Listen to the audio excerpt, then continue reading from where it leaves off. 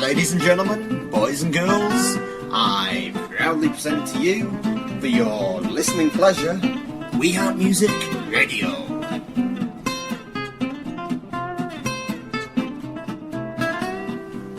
Brought to you by the good people at weheartmusic.com.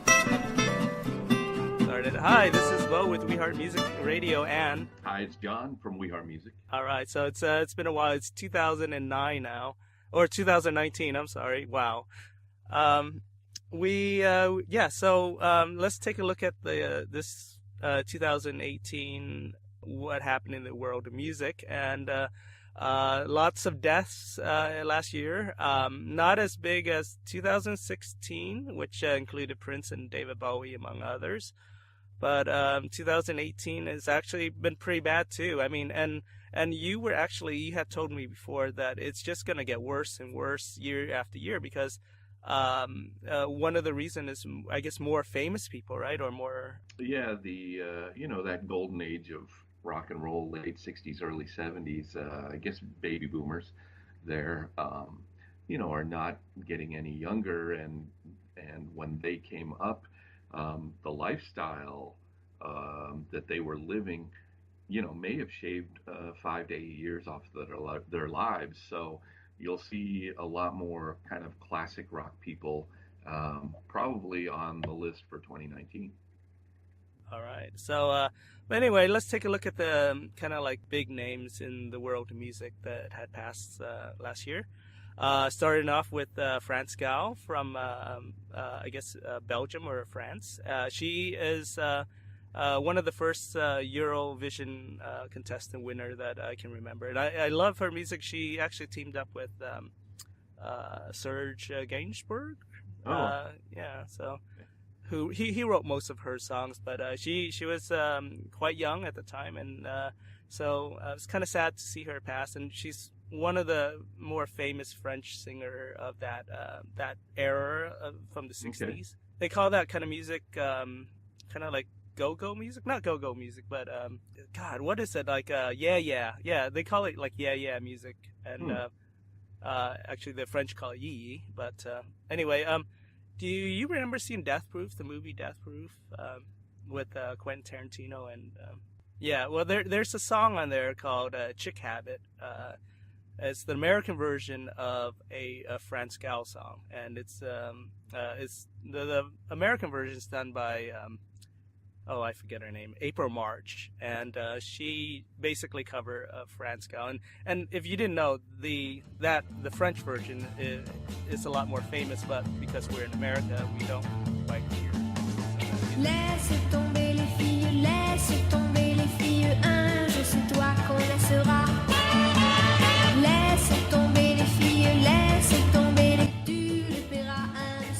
Anyway, Dolores O'Riordan from the Cranberries died. I did some digging up on this, by the way, so you want to hear what the final thing was? Oh, sure. It took a long time for the official results to come out. Right.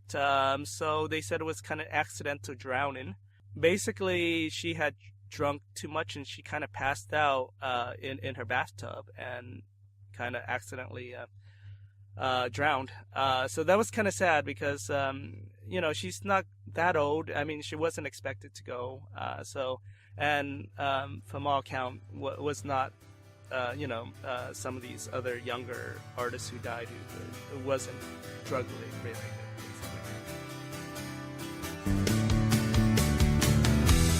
Suddenly something has happened to me as I was having my cup of tea. Suddenly I was feeling depressed. I was utterly and totally stressed. Do you know you made me cry? Whoa, do you know you made me die? And the thing that gets to me. Well, that's always the saddest names to talk about during the year is the group of folks that their inner demons eventually got the best of them, and they were pretty well known musically, and from the outside you couldn't really tell that there was a constant struggle going on. But as we've seen with the Cranberries singer, there was definitely that. With Avicii later in the year, the DJ, he his internal organs kind of shut down more or less from his partying lifestyle.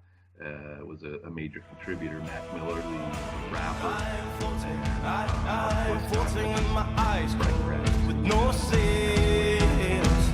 I'm soaking. I am weathered by the winter of mixed drinks.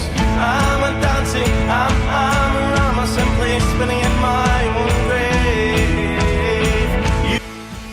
And like I said, these are relatively young artists. I mean, I think most, like you said, Mac Miller's only 26. Avicii's 28. Yeah, I mean, just kind of sad, really, before the time, and really, just the start of their kind of career. Anyway, speaking of young, XXXTentacion is not somebody I keep up with or anything, but I think it was just shot and murdered. So, I mean, that kind of lifestyle too is pretty bad. That you always hear that. It seems like one or two rappers pass away the last couple of years, kind of in that sense. And it's not usually, it's more maybe regional names rather than national names. But this was an artist that was definitely on the rise nationally. Right. And of course, plenty of kind of natural causes, old age, including Nancy Wilson recently, Pete Shelley from the Buzzcocks, and I guess one of the biggest stars of last year, or that died last year, Aretha Franklin. So yeah, Aretha's probably the biggest name that we lost in 2018, and she left such a legacy of work, and being in the industry as long as she has. There's different periods that people can concentrate on, whether it be a gospel period, a kind of a pop period, straight soul, that kind of thing. So there's a lot in the Aretha library to kind of examine after the fact, but the more you get into that, you realize really how much she contributed. And I believe she was the very first female in perhaps the very first year of the Rock and Roll Hall of Fame to be inducted. Wow. And what's crazy is so many of her hits weren't actually originally her songs, but she kind of took it and it kind of became hers, like Respect, for example, is that she's probably more famous, known for that song than, the original artist. Well, yeah, I mean, I think anytime somebody heard her for the first time, the voice really kind of was so unique and so uplifting, and I think anybody could tell she was going to be a star once you heard her sing for the first time.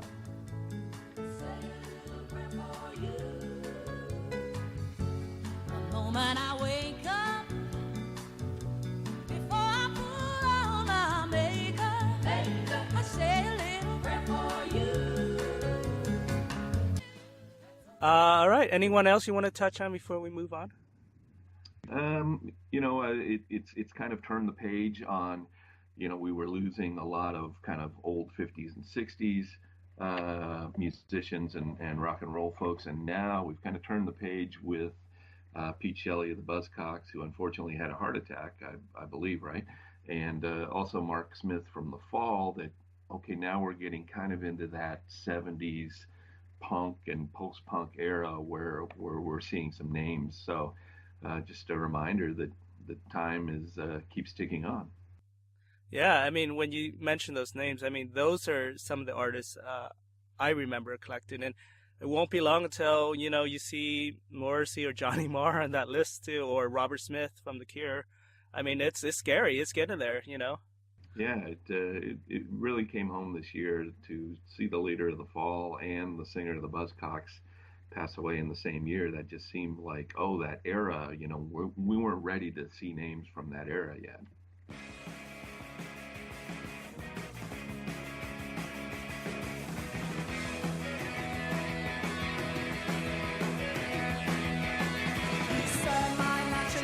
emotions. You make me feel under till I hurt. All right. I have on here also Stan Lee, which is kind of like maybe an honorable mention because he isn't a musician, but his reach really is so influential in so many like musicians and comic book collectors of all the.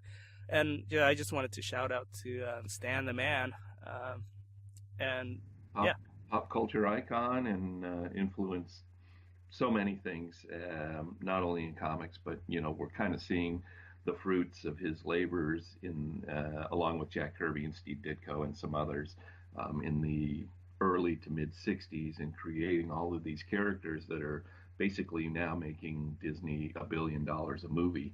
We're all seeing those come around. So his influence and his creations definitely will live on. All right, yeah. And it's kind of sad, but I actually expected him to go last year, or I mean not last year, but the year before that. I mean, because he was getting really in his 90s, and then when we heard his wife passing away, you knew it was kind of getting there, Yeah, kind of a tumultuous last couple of years of his life. There was accusations of elder abuse. There were some things, whether his daughter was maybe trying to kind of squeeze out every last dollar she could, were some of the accusations there. One of his friends and caretakers was kind of dismissed after a long time. So the last couple of years have been a little chaotic for Stan, which is sad to say. And the last time I saw him was a few years ago at C2E2 in Chicago. He was pretty hard of hearing at the time, and the moderator, Danny Fingeroth, had to repeat every question to him rather loudly right into his ear. But he still had the wit, and he still had the charm, and still had the vigor to interact with the fans. So the Q&As the last several years have always been entertaining. To see him signing was a little bit sad because there would be a massive line, and his handlers would just kind of put the book in front of him, remind him to sign his name, and then move on. So you didn't really get any FaceTime with him these last couple years if you were in the signing line. But with the Q&As, he still was really witty and funny and charming. All right, we'll miss you, Stan.